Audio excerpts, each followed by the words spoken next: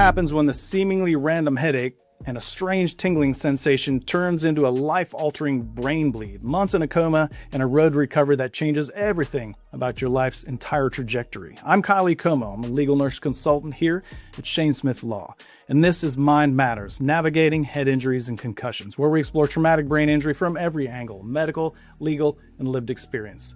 Today, I'm joined by Trevor Turner. He's a brain injury survivor, an advocate, and founder of Brain Talk, the Brain Rebellion, a mental health movement for brain injury survivors who refuse to be silenced, offering raw, trauma-informed support that breaks stigma, not spirits. It's not rehab, it's a brain rebellion. Real talk and real healing on your terms. At 14, Trevor experienced a severe brain bleed from a ruptured arteriovenous malformation, or an AVM. He spent weeks in a medically induced coma and had to relearn many aspects of day-to-day life. In this episode, we're going to kind of discuss what happened, what recovery looked like, and what it means to fight your way through a severe brain injury. Trevor, it's good to have you on the show today. Thank you for having me on. Absolutely. We love having folks who have been through it. Trevor, we're going to start at the beginning, of course. For our listeners, and you meeting you for the first time, share a little bit about yourself and kind of what you're doing.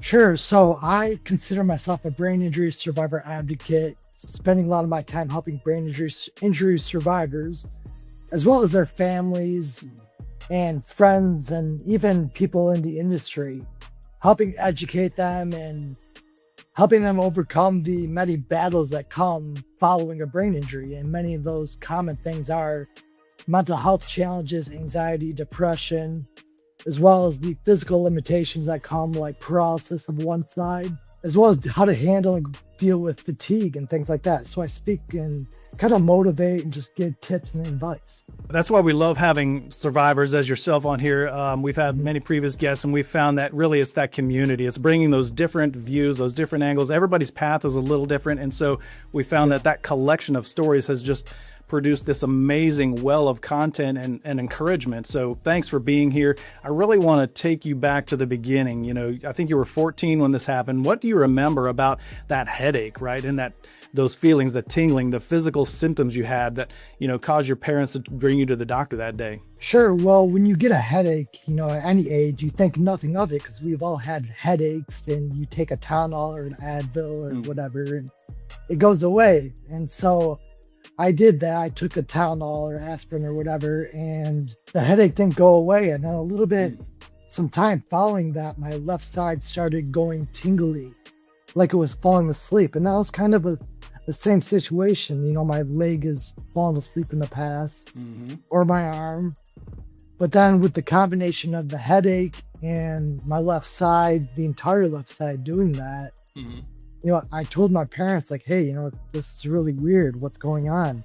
Everything was still ticking in my brain, like I could talk and all that. So my parents took me to the local doctor, and he did a few quick checks on me. He asked me to close my eyes and try to touch my nose with my finger, and I just couldn't do it. I was missing completely. Oh, wow.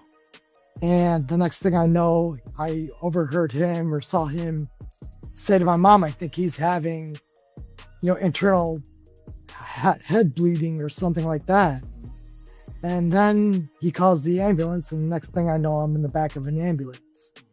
And I get sick, start throwing up, and the paramedic tells the driver to to get me to the hospital as soon as he can. He put on the sirens, and we're on to the hospital. I'm sure you were as frightened as you've ever been. I'm sure your folks were feeling that same way. That is a life-threatening emergency if I've ever heard one. I would like to ask, we like to engage our audience where we can in these podcast episodes. If somebody out there has had that sudden medical event that, really kind of changed everything, we'd love for you to share your experiences below. Have you ever had anything like Trevor's talking about? How did that make you feel in the moment? Did you have family around you?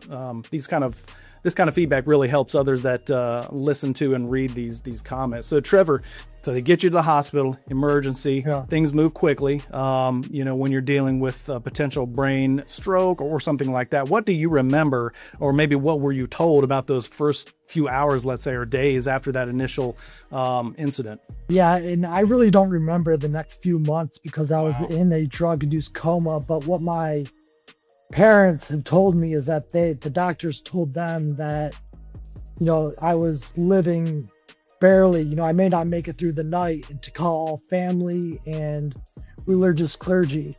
And so, it was kind of life or death. And the doctors had recommended not to do brain surgery at the moment because it was in such a sensitive part of my brain where the bleed was. They inserted a shunt, which helped in the beginning, and then they eventually added a second shunt. But yeah, it was a drug-induced coma for a month and pretty crazy. Yeah, I think you said you were in that induced coma for about 4 weeks, which is a long time to be in a coma. I mean, being in a coma carries its own pretty serious ramifications, but sometimes it's necessary, especially when you've had a ruptured vessel in your brain. What was recovery like after that early phase? And then what was it like for your family too? As you would imagine, the whole situation had to be a big challenge for my family. And for the recovery part for me following the brain injury, it was tons of going to, I did my in-house at the hospital, the physical therapy, occupational therapy, speech therapy. Then eventually, once I was able to return home, I remember getting driven, a few times a week to physical therapy, occupational therapy, speech therapy, all of it all over again. Yeah. And that was difficult for me at the time because I was just a teenager and all of my friends and my brother were outside playing, and I was having to go to therapy. And then eventually, it was kind of reassimilating myself into school and rebuilding who I was post-brain injury. I can't imagine just anybody, but specifically a teenager, just having to be saddled with such a life-altering situation. That's a tough one for you as the patient, and then for family that are trying to love and care for you. I certainly can appreciate that. For our survivors or caregivers out there, again, if you've been through something like this, where you've had to, completely adjust your life because your loved one has had this life-altering medical experience, what was that like? That feeling like the rug had just been pulled out from underneath you. How did you manage, your day-to-day, your feelings, your emotions? Again, really would love you to lend some encouragement to those who read these comments. I feel like this is a good spot to kind of pause for a second for our audience to explain an arteriovenous malformation, or an AVM. Is basically it's this tangle of blood vessels where arteries and veins connect directly inside the brain, but instead of being linked by, like they usually are, by tiny vessels called capillaries, right? So it's just arteries, veins together, but there's no capillaries in between. So because of this shortcut, if you will, blood can rush through those vessels way too fast and can leave the nearby brain tissue outside of those vessels short of oxygen and make those vessels likely to leak or burst, which is evidently what sounds like happened to you, Trevor. So your injury was caused by this ruptured AVM, something that I'm sure you didn't know you had or were born with. How has that shaped the way that you think about brain injuries that come out of nowhere? Yeah, and I think there's something I need to add to the story. Yeah. In addition, Kelly, is a year after my initial brain bleed, and I eventually re-enter high school, which is its own challenge, right? After missing my full year of freshman high school, I had to go back and restart my freshman year of high school, where all my friends are now entering their sophomore year. That was a whole different. But anyway, a year later to the day after the first bleed, it happened again because they didn't do surgery the first time. And this time was even just as significant, if not even more worse. We tried it. We had a few neurosurgeons who said they couldn't perform the surgery because it was too high risk. And so we eventually tried an experimental laser surgery in Buffalo, and that failed as well. So we're kind of like, at this point, I thought I was going to potentially die. And then eventually we found a neurosurgeon at U of M hospital in Ann Arbor who said he would do the surgery. and I survived. It was a big challenge, especially re-entering high school through going twice, right? Yeah. And Goodness. Yeah, I can't even imagine just not just the physical impact, but the social impact. Those in such formative years, you had to have been whether you were strong before or not, you certainly developed some strength. I can see that in just kind of reading some of your content and just speaking with you as a little bit as we have so far. That's an amazing journey thus far. And that was, you were 14, 15. Now, how many years ago was that, if you don't mind me asking? Yeah, it was 2001 Okay. when it happened. So in October, so 25 years. Okay. So. Okay. I know I've seen in some of the things you put out there that you describe this type of brain injury, which I love the way you describe it. It's a silent disease, which it truly is, because on the outside, you look great. Healthy guy, things look good, but on the inside, not so great. What do you mean by that, that silent disease, and why do you think so many people underestimate what survivors of AVMs or strokes or concussions, are going through internally? Yeah, great question. And it's funny, I kind of have a back and forth on how I feel about it being called a silent disease, even though I call it, because for some brain injury survivors, it can be very visible, right? Like, maybe they have an odd gait when they walk because they don't, like me, for example, I may walk a little funny at times. In terms of the silent aspect of it, where that does play in is the mental battle. Things may look okay. A brain injury survivor may be smiling. However, there's all the challenges that they deal with inside their head in terms of who they were before their brain injury and who they are now. The identity shift. That's what I've noticed a lot of. A challenge that many brain injury survivors deal with is figuring out who they are post brain injury, because I've spoken with brain injury survivors who were astronautical engineers, and then they come back and they have memory loss challenges, so they can no longer do something like that. So every day, you're trying to pick up the pieces after going through something so traumatic, and that goes through any big health event you go through, right?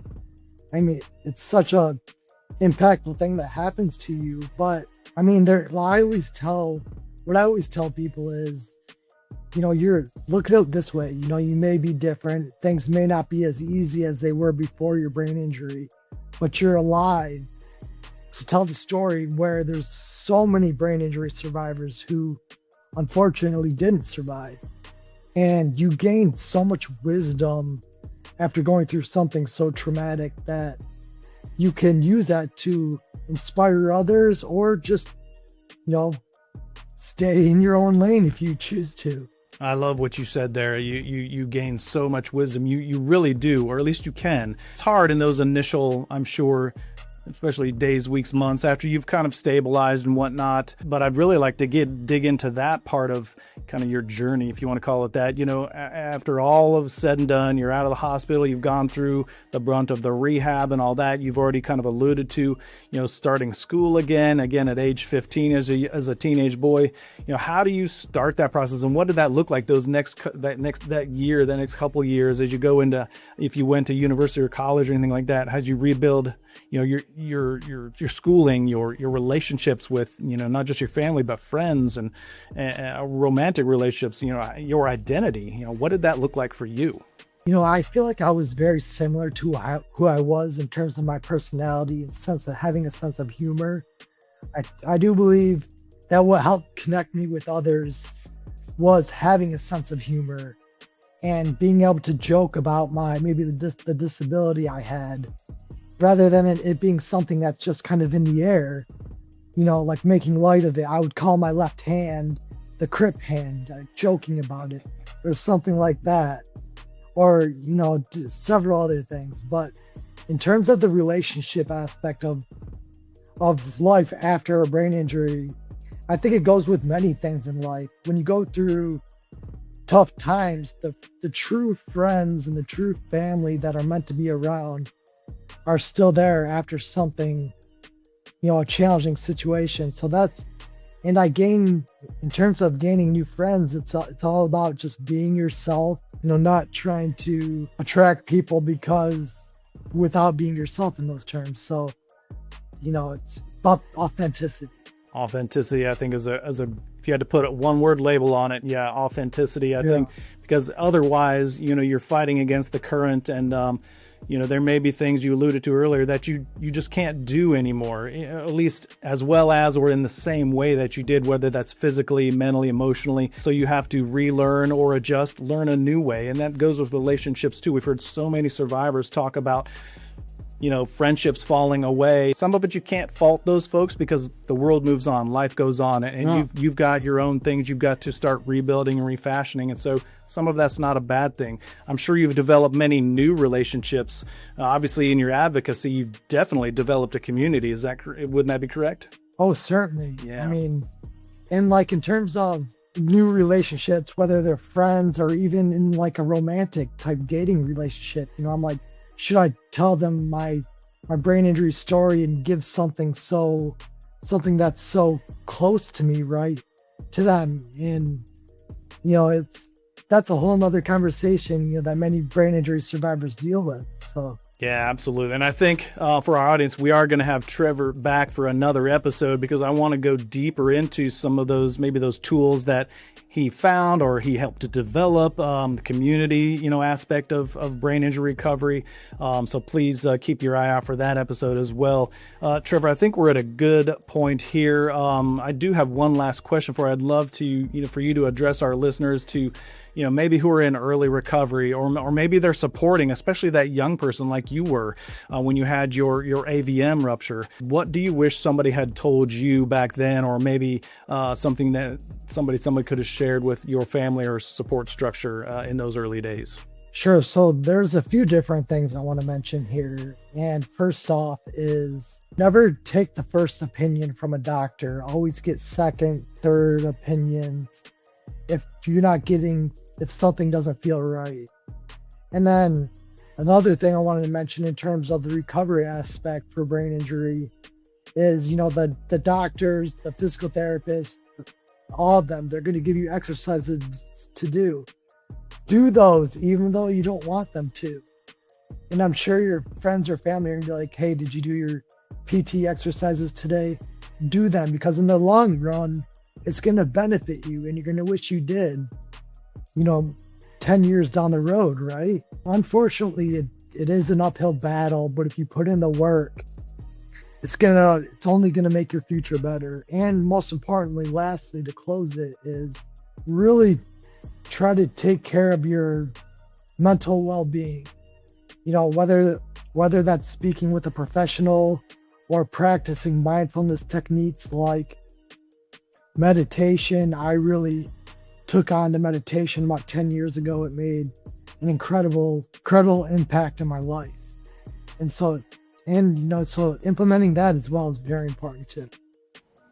Trevor, that's fantastic. I really appreciate, the tips, helpful tips, if you will. So many paths toward recovery, and you look fantastic, sound great. I can't wait to have you back on to kind of dig deeper into your story and learn more about kind of the practical side of recovery. So unfortunately, though, that is going to do it for today's episode of Mind Matters. A heartfelt thank you to our new friend Trevor Turner for sharing the beginning of his journey. His story is such a powerful reminder, again, that brain injury, it changes life in an instant, but it doesn't necessarily erase a person's future, right? For more of Trevor's story and brain injury advocacy, you can find him on Facebook. I think the group is Brain Talk. Is that correct, Trevor? Correct. All right. And then on Instagram at Brain Rebellion. Yeah. Yep. Okay. Or on Brain Rebellion website. Check those out. Lots of great content there, folks. We'd also love to hear from you, audience, in our comments. Your input might be the one thing that helps another survivor or caregiver feel encouraged, and provide useful information to somebody who desperately needs it. Please, if you would, look below, give us a like, subscribe to the podcast here to keep up with our latest content, and then share this episode with somebody you think may need the encouragement or could benefit from Trevor's story. And again, remember, as always, if you're in pain, call Shane at 980-999-9999.